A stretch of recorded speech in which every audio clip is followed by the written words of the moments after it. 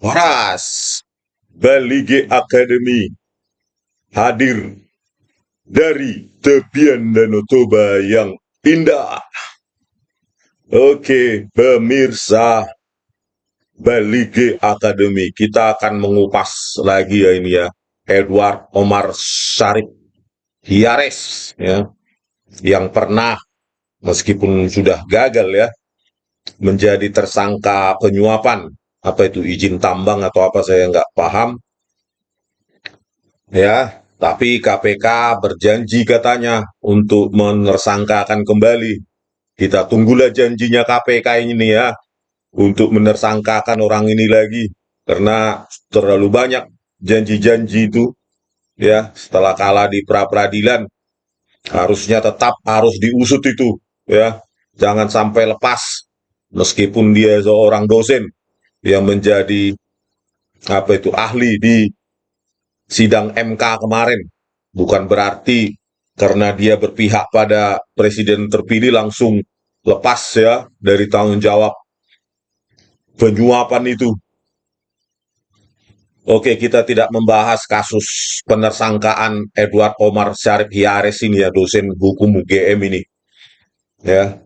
Tetapi kita kali ini akan membahas bagaimana ya dosen hukum pidana ini berbicara di luar domain keilmuannya ya, terkait dengan barang bukti digital ya, atau digital evidence kasus Jessica Kumala Wongso. Dia katanya telah melihat 9 CCTV. Kata dia ada 9 CCTV. Padahal di folder jaksa, di flashdisk jaksa ada 11 pada saat Agus Triono dan Marlon Napitupulu dihadirkan.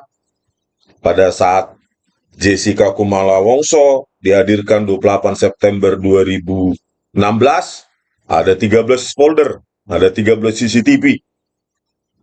Ya. Dan itu folder CCTV 10 sampai 14 tidak pernah ada ya. Tiba-tiba dia lompat dari 9 ke 15, 16, 17, 18, itulah ya.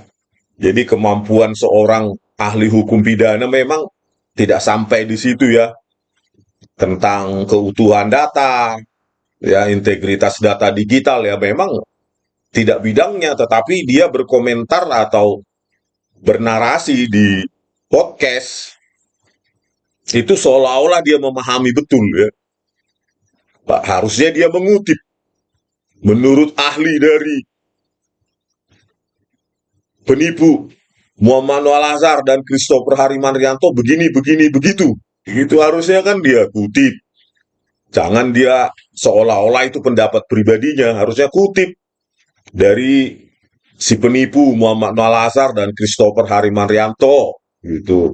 Atau saya ditunjukkan oleh si penipu Krishnamurti saat itu harusnya ya. Jadi jangan.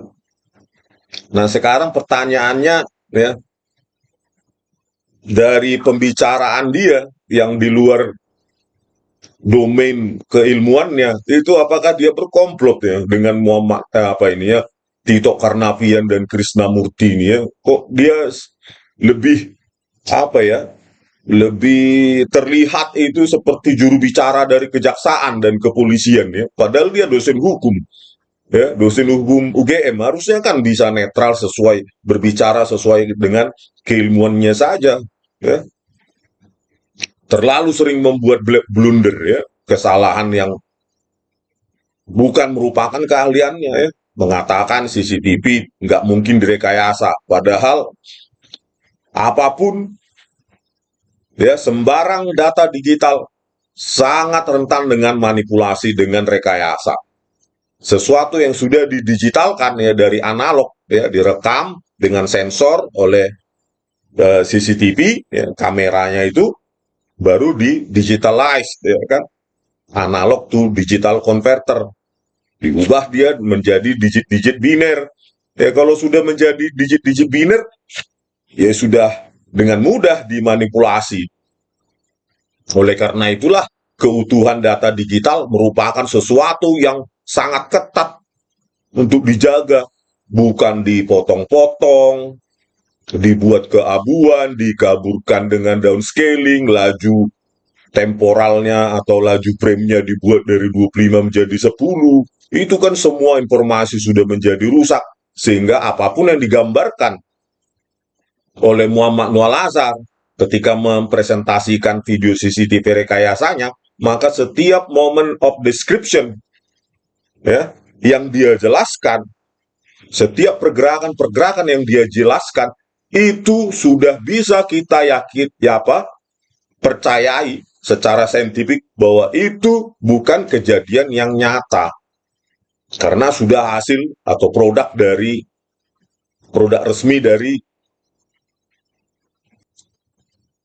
sudah merupakan produk rekayasa terhadap barang bukti digital yang merupakan produk resmi dari Bariskem Polri terutama Polda Metro Jaya 2016 pimpinan Tito Karnavian dan Krisnamurti sendiri yang mengantarkan barang bukti rekayasa itu ke Kejaksaan Tinggi DKI Jakarta sehingga digunakan oleh para jaksa penjilat kekuasaan, penipu, manipulator ulung semacam Sandi Andika, Ardhito Muardi, Sugikar Palu Haribo dan lainnya itulah mirisnya penegakan hukum di Indonesia mulut dari seorang dosen UGM ini dipakai untuk pembenaran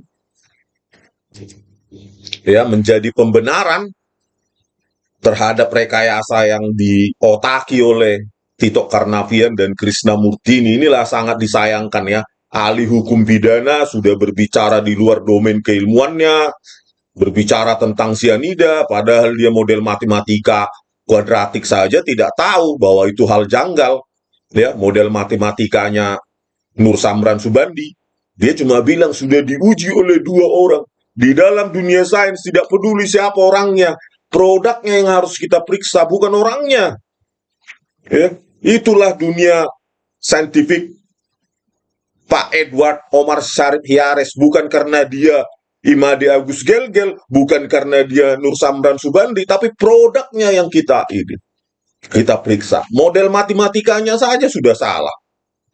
Nur Samran Subandi. Pakai kuadratik. Uji konvergensi tidak konvergen dia, artinya tidak menyusut ke nilai 0 sianida tersebut. Malah menjadi menuju tak berhingga.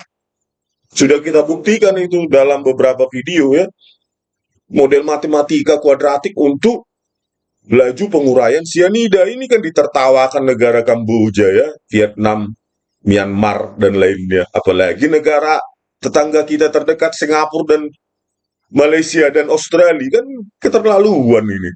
Percaya begitu saja. Anda sih tidak paham matematika. Model matematika Nur Samran Subandi yang pakai model matematika kuadratik untuk penguraian sianida bahkan tidak konvergen malah divergen dia menuju tak berhingga dia bukan menuju 0 malah bisa panen dari gelas yang dia simulasikan itu menjadi pabrik sianida. Itulah Nur Samran Subandi. Saya tidak paham sianida tapi saya paham model matematika gitu loh karena seorang engineer pasti paham model matematika apalagi model matematika sederhana seperti kuadratik dan eksponensial. Belum lagi hitungan mundur. Anda tidak hitungan mundur dari Nur Samran Subandi ini, dosen UGM ini kan. Harusnya kan kalau memakai model matematika dia jadi 1620, bukan 1629 sesuai hitungannya. Jessica saat itu masih di kasir. Kopi pun sedang dibuat atau belum dibuat. Kalau merujuk pada perhitungan mundur dari model matematika berantakannya Nur Samran Subandi, berarti Rangga itu yang membuat itu. Kopi sedang dipersiapkan 1620. Sedang dibuat atau belum dibuat. Belum lagi kalau kita merujuk ke model matematikanya Imade Agus Gelgel, memakai by exponential, menyusut decreasing exponential. Itu kan tidak masuk akal juga, perlu 55.000 tahun untuk menuju 0. Cobalah bayangkan, katanya gampang menguap segala macam, tetapi dalam 100 tahun aja, setengahnya aja tidak ada begitu loh. Ribuan tahun itu kan Anda tidak paham itu, ya. Ketika Anda merujuk pada apa laju penguraian sianida, hanya sebutkan nama, tidak peduli di sains itu. Setiap orang bisa menipu. Oleh karena itu ada peer review, ya, terbuka, itu loh, bisa dikritisi produknya yang kita ini, hasil analisanya, model matematikanya yang kita periksa. Bukan karena dia Imade Agus Gelgel, bukan karena dia Nur Samran Subandi, bukan. Kalau salah ya salah aja. Itulah sains.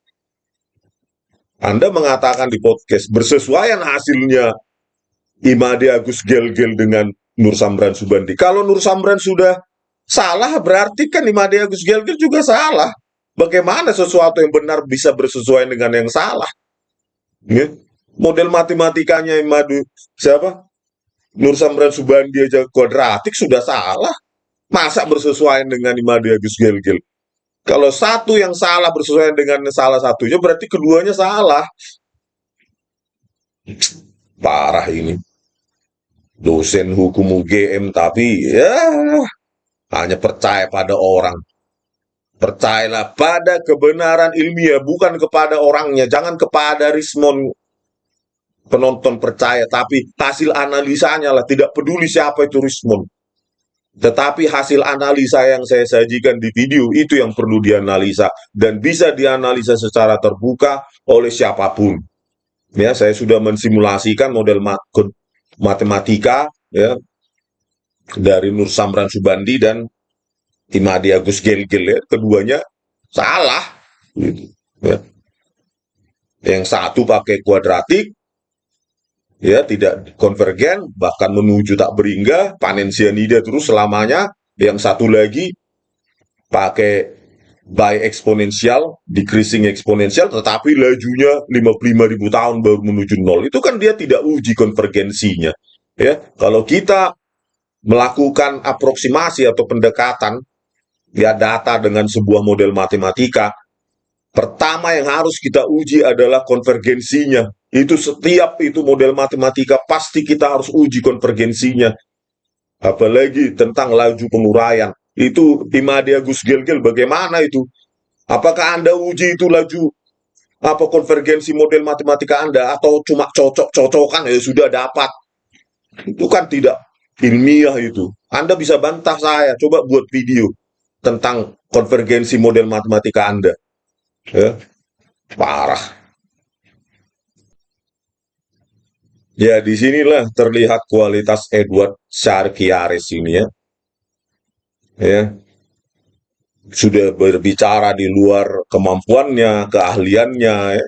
Tetapi di sini juga dia gampang ditelan bulat-bulat juga. Kesaksian dari Marlon Napitupulu, katanya Pak Susno Duaji, satu saksi bukan saksi. Tapi ditelan juga bulat-bulat ini kesaksian Marlon Napitupulu mengatakan sedotan sudah ada di dalam gelas. Dalam 20 detik dia di meja 54. Semua sudah diamati dia. Super smart dia, ya kan? Ingatannya seperti super smart si penipu itu. Mengetahui jumlah paperback 3, isi paperbacknya sama, mengetahui kondisi gelas kopi yang sudah mulai berembun, warna kopi juga dia amati, sedotan juga diamati, sudah ada di dalam gelas. Dan itu ditelan bulat-bulat oleh mereka. Inikah seorang dosen kualitasnya? Hukum pidana. Harusnya Anda uji secara empirik. Apakah si Marlon ini, ya, punya kualitas ingatan super smart, superman, superboy? Kau uji dulu kemampuan dia. Ya, misalnya seperti saya pernah katakan, ya, kemarin si Marlon Napitupulu melayani di meja 55 lah dulu. Tanyakan siapa, warna bajunya apa, pakai celana jeans atau tidak, atau pakai rok, kopinya di mana, kiri atau kanan, apalagi sedotan yang lebih kecil. Saya yakin dia tidak ingat penipu itu. Kenapa? Kalau kita tidak memberikan perhatian khusus, ya, maka kita tidak ingat, ingatan kita ya apa ya, ya biasa saja karena tidak ada misi khusus untuk mengingat gitu loh. Kan sebelum kejadian itu sih apa ya, kejadian meja 54 kan tidak ada kejadian sebelumnya. Kok bisa dia mengingat semua kecuali memang digiring oleh Krishnamurti dan Tito Karnavian untuk mengatakan ya, sedotan sudah ada di dalam gelas, bilang aja begini. Ya, mungkin disogok itu Marlon Apitupulu itu disogok, ditekan, dimanipulasi, ya, dihipnotis untuk ditanamkan ingatan ya bisa saja. Itulah kesaksian, apalagi kesaksian tunggal. Kok bisa orang ini, dosen ini bisa percaya begitu saja? Harusnya apa ada? Anda aja coba dulu. Ya. Kejadian 1 hari kemarin misalnya Anda ke kafe, di mana posisi kopi Anda sebelah kiri atau kanan ketika Anda ke kafe, pasti Anda tidak ingat. Baju aja yang Anda kenakan paling tidak ingat juga. Itulah manusia normal. Tapi Anda sebagai dosen kok hukum pidana percaya begitu saja. Ya. Komplot atau ditipu Anda ini? Atau memang cupu? Ya. Profesor kok ahli hukum pidana tidak ada insting investigasinya. Ya. Yang hal yang istilahnya kemampuan normal manusia, apalagi bukan ahli intelijen dia yang terbiasa untuk mengingat setiap keadaan. Ya, manusia biasanya merenap itu bulu itu. Apa atau bagaimana standar operasional ya kalau ada seseorang memesan ice coffee Vietnam. Iya. Apa yang diceritakan oleh Devi sama dengan diceritakan oleh Rangga dan sama yang diceritakan oleh Agus. Bahwa kalau dia pesan ice coffee Vietnam itu, maka kopi itu dibuat di dalam teko. Ya.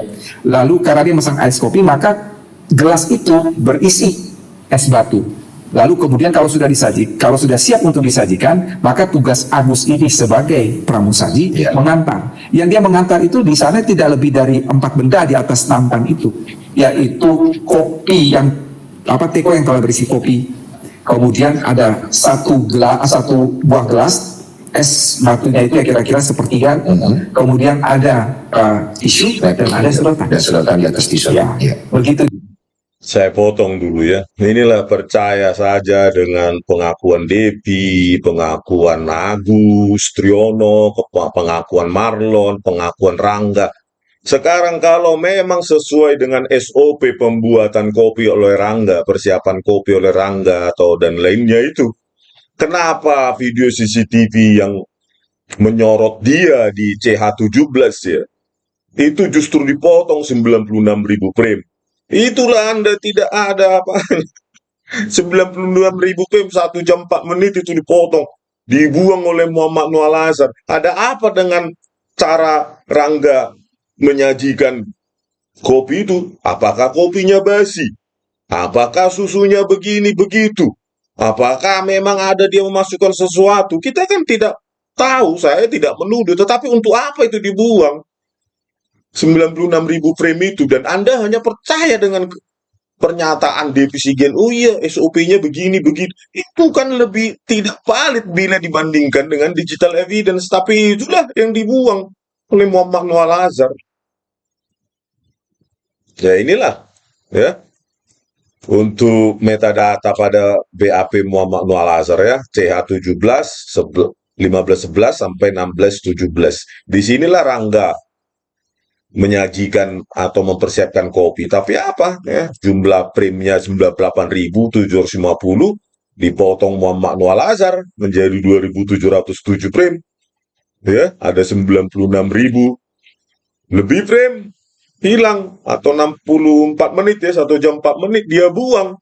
Kalau benar Rangga mempersiapkan kopi sesuai dengan SOP seperti diakui Devi Siagian, Marlon Apitupulu atau Agus Triono dan Rangga itu sendiri, untuk apa dipotong Muhammad Noah Lazar di sini? Ya, pengakuan itu tidak ada artinya dibandingkan digital evidence. Kita harus percaya ini. Jika digital evidence tidak direkayasa, ya kita lebih percaya ini daripada pengakuan. Saksi itu banyak penipu, itu yang merusak sistem hukum Indonesia. Orang-orang semacam Marlon Napitupulu, Hani Juitabun, itulah yang merusak sistem hukum Indonesia. Ketika hukum hanya mengandalkan pada kesaksian, disitulah kerusakan hukum itu terjadi. Ya, inilah luar biasa. Anda sebagai dosen hukum UGM, percaya mana? Ahli pidana. Percaya digital evidence atau pengakuan Devi Siagian, Marlon Napitupulu, Agus Triyono, atau Rangga? Mana yang lebih Anda percaya? Luar biasa. Saya juga sudah email ke Edward Omar Syarif ini. Coba tanggapi dulu. Ya, 37 bukti ilmiah. Lewat email saya lampirkan ini. Novum ini 37 bukti ilmiah. Sampai sekarang tidak berani dia jawab. Tidak berani dia membalas. Ya. Kalau Anda seorang dosen, tanggapi. Apalagi ini ilmiah. Ya, scientific crime investigation ini. Ahli hukum pidana harus berpijak pada itu. Bukan narasi, bukan pasal-pasal, bukan kesaksian. Tanggapi itu email saya. Itu baru gentleman. Jangan diam. Anda sudah berstatement bahkan memutarbalikkan fakta di televisi maupun di podcast. Anda katakan di CCTV Jessica sudah datang hari sebelumnya, ya, sebelum 6 Januari 2016, tapi Anda minta maaf akhirnya. Itulah dengan serampangan Anda membuat statement seperti itu. Sekarang tanggapilah itu email saya, coba. Anda seorang dosen kan, bukan seorang politisi. Ya, harusnya berpijak pada kebenaran ilmiah. Itulah hukum pidana Indonesia. Harusnya. Bagaimana Anda menganjari mahasiswamu jika berdasarkan narasi, tebak-tebakan? Ya. Ini udah jelas saya lampirkan 37 bukti ilmiah rekayasa. Yang Anda bela itu statement Anda, CCTV nggak mungkin direkayasa. Koreksi statementmu itu ketika Anda membaca email saya. Gitu loh. Itu baru seorang dosen. Ya. Seorang dosen kok ini ya takut terhadap kebenaran ilmiah ya. Masukkanlah kepada UGM. Jangan lagi rekrut dosen berdasarkan kedekatan dengan dosen senior. Inilah yang saya lihat juga ya di teknik elektro UGM ya. Bukan yang terbaik diambil ranking 1 sampai 5 misalnya, terbaik di angkatan, tapi karena kedekatan dengan dosen tertentu. Ya inilah hasilnya. Ya, bukan karena IPK-nya yang tertinggi ya. Kalau yang saya lihat ya, karena teman-teman saya juga yang dosen di sana bukan yang terbaik di angkatan kami, gitu loh. Nah inilah masukan kepada UGM, harusnya seleksi dosen itu bukan karena kedekatan dengan mahasiswa, tetapi karena yang terbaik di angkatannya, rekrut langsung, tawari langsung. Kalau dia nggak mau, silahkan, tetapi dia tawarin yang terbaik. Gitu loh, nomor 1 sampai urutan 1 sampai 10 misalnya ada 150 mahasiswa perangkatan. Ya tawarin yang 10 besar itu. Bukan karena kedekatan dengan dosen A, dosen B, dosen C. Ya inilah hasilnya.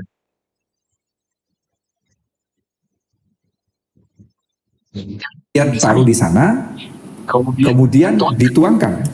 Air panas dituangkan ke dalam es. Gelas yang telah berisi es.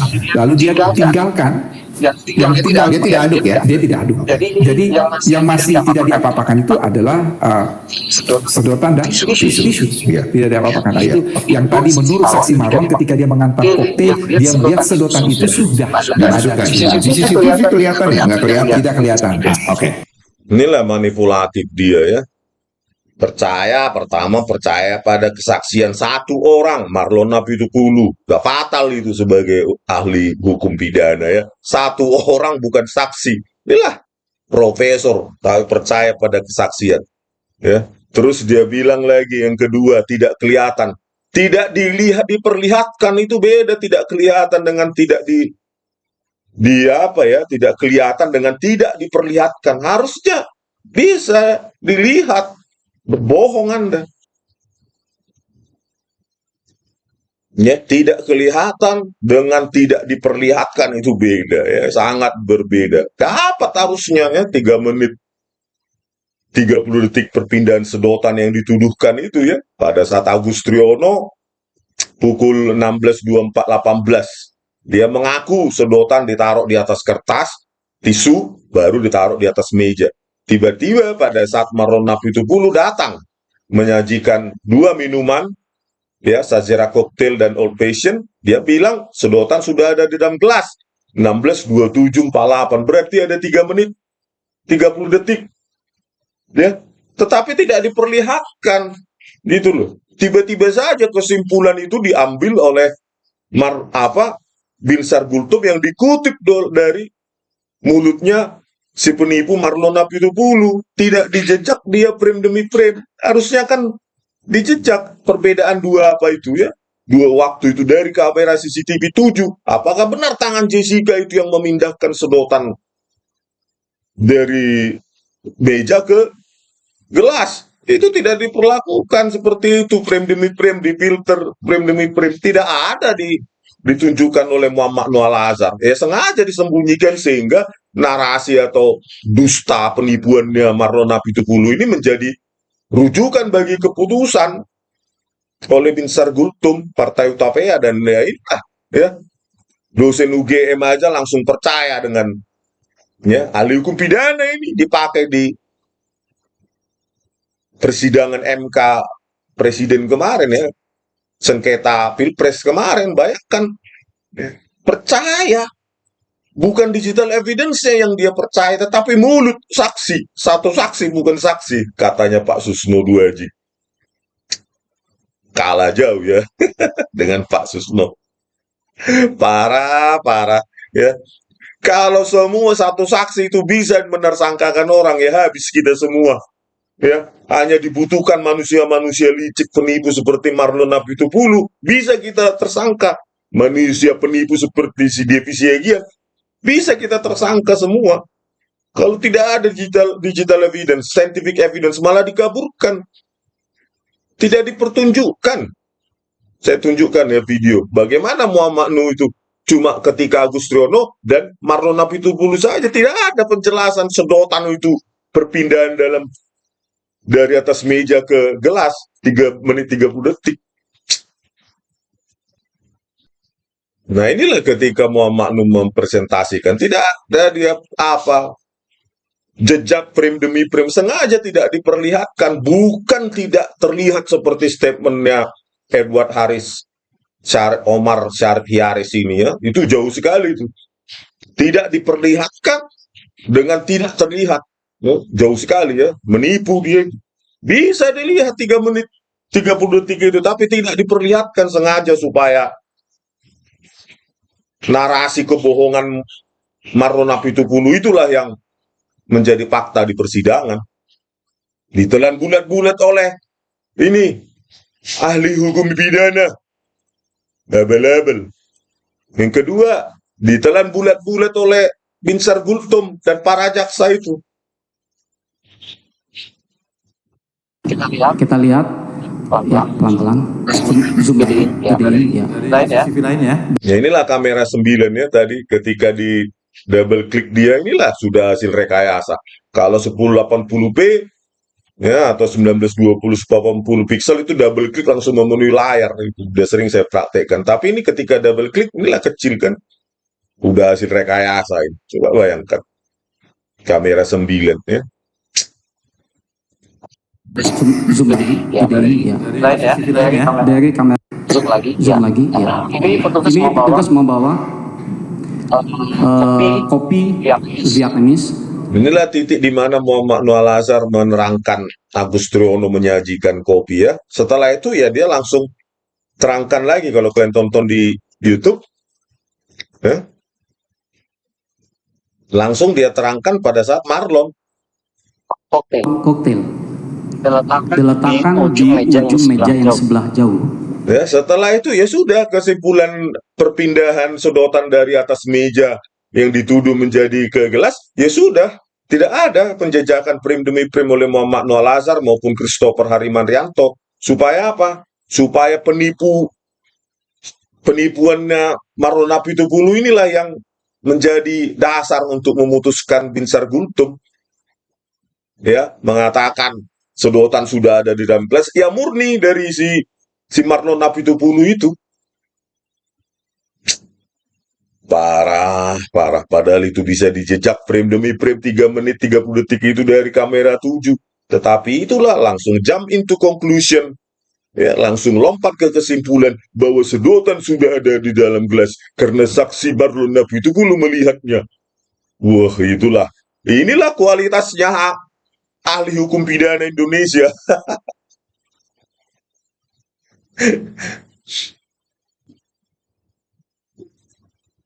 Oke, pemirsa, sekian dulu dari kami Baliga Academy. Sampai jumpa di video kami selanjutnya. Horas!